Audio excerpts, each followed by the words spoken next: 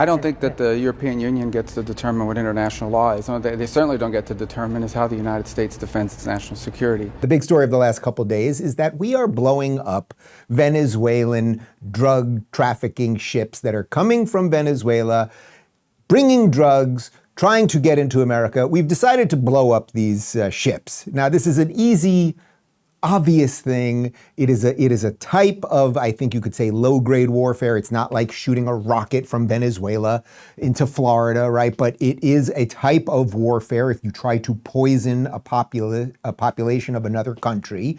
And we've just had enough of it. And we've shown you some videos of this over the last couple of weeks that we're just blowing up these ships, right?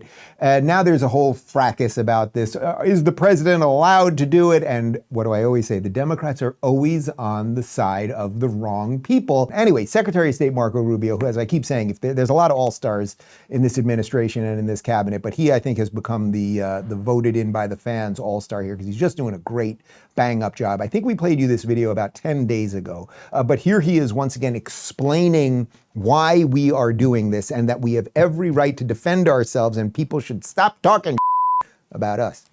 I don't think that the European Union gets to determine what international law is. No, they certainly don't get to determine is how the United States defends its national security.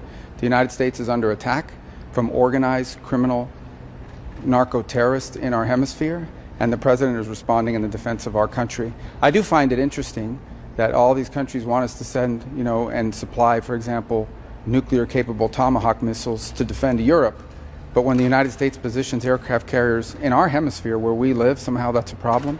So I would say that the United States is, and this president has made very clear, his job is to protect the United States from threats against the United States, and that is what he's doing in this operation. All right, so you can see he is just clear. He is just ready for this job. He was supposed to be Secretary of State. Who knows where his future will go, but he's just communicating what it's not just American values. He's communicating what America stands for in the world right now. And we are a serious country again. We were an unserious country for 4 years, led by a man with dementia and an auto pen, and God knows who else was pulling those strings there.